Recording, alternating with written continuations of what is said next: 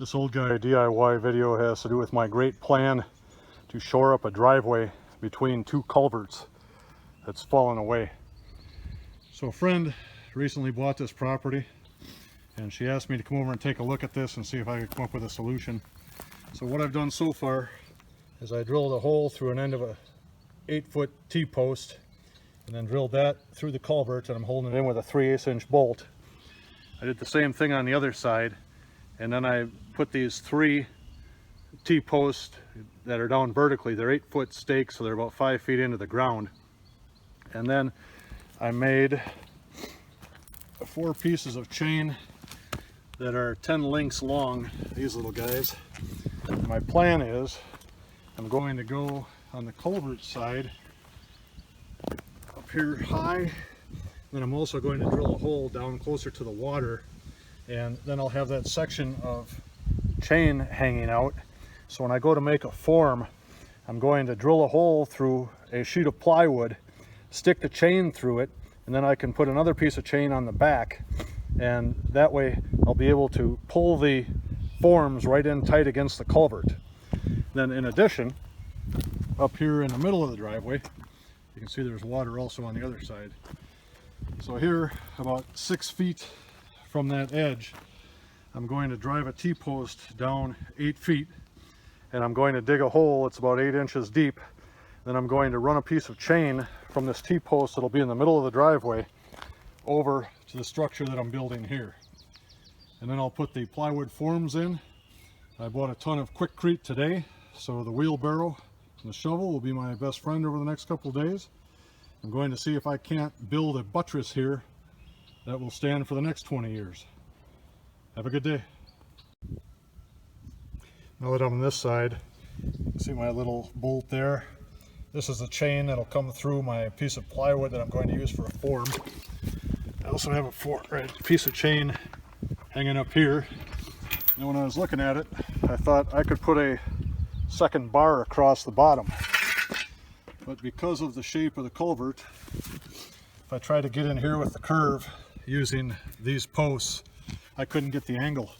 So I just drilled an extra hole in the end and cut 2 links off the chain, put a 3/8 inch bolt with a washer on there. Now I'll drop it in place and bolt it through the culvert. My excellent plan is coming together. I have 2 horizontal bars there that are bolted into the culvert. I have 3 T-posts that are just stuck in vertically. And the next step is, over here in the middle of the driveway, I dug a hole that's about 1 foot deep, and I'm going to bury a T-post in there and then dig a channel all the way from there over and wrap it around a bunch of that steel. So this thing will basically be an additional anchor. We'll see how it works. I'm not a civil engineer. I didn't stay at a Holiday Inn Express last night, but I drove that 8-foot T-post down 8 feet. Right now it's about 6 inches beneath the driveway. And when I'm done with this thing, I'll put a plate on top, so if over time I take the driveway down through plowing or whatever, I don't cause something that'll cause somebody to lose a tire. I've kind of scratched a line here in the dirt. I intend to run a chain along that line from the hole in the middle of the driveway over to my superstructure. And looking at this thing, I think the key to it actually staying in place is going to be for me to take this dirt back along the culverts. I'll probably come back 1 foot or 18 inches, because that way when I pour the concrete in here, the concrete will grab onto those ribs, and basically gravity is going to pull the stuff down, which will effectively lock the concrete into the ribs of the culvert just like a wedge. At least that's my great layman's plan. So we're learning by doing. The saga continues. After doing my archaeological dig, I came back to the post end, took this piece of chain. I used 2 3/8 inch bolts as my attachment, and I'll drop that chain over the T-post and go work on the other end.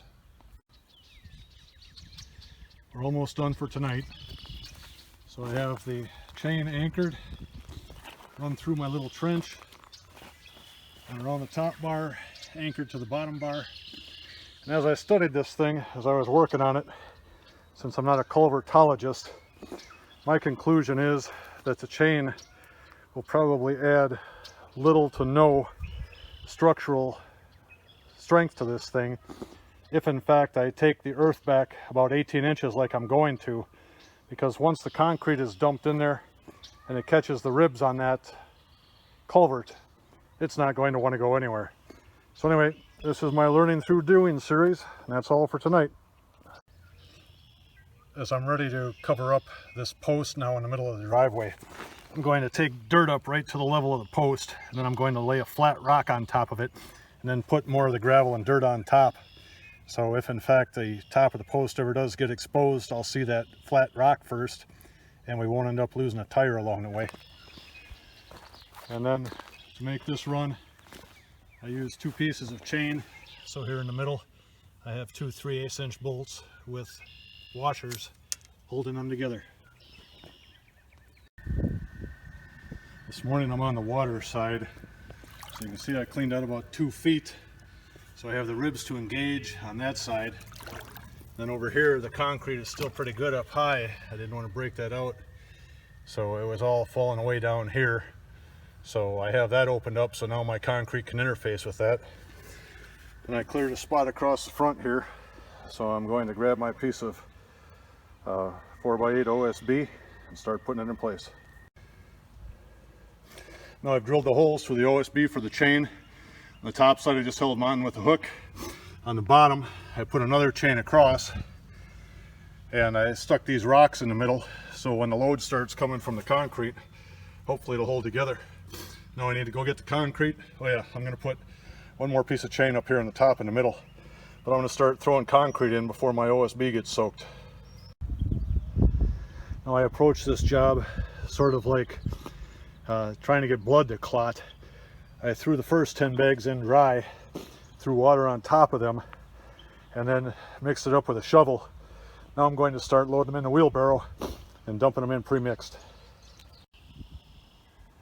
I don't expect this effort to get me the cover of ditches and culverts monthly, but it looks like the thing is going to hold together long enough for my form to contain the concrete while it sets.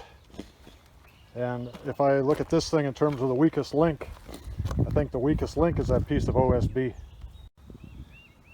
My initial plan was to use a piece of 3/4 inch plywood rather than that OSB, and I didn't have any here at the house. Didn't want to take the hour-and-a-half trip to get one. So if you look at it from the side, the thing is bowing out a little bit. I'm just hoping it holds together long enough for that concrete to set up. And you can see on the bottom, it's like those TV shows where they light a fuse and run. That water is wicking up through the OSB. So I'll leave that form in place as long as it's willing to stay in place. Hopefully it'll be a week. Have a great day. One more thing here. I estimated that I would need about a ton of material, and that's what I got, 40, 50-pound bags. And I used them all, but you can see I'm not to the top yet. So I'll let this set up, and then I'll build a second form that's up higher, and I'll have to finish it off on another day. It's been 2 hours since I finished putting the concrete in here, and the concrete has set up. My form did not fail, so we're going to call this first phase a success. Back up a little bit here to get the angle.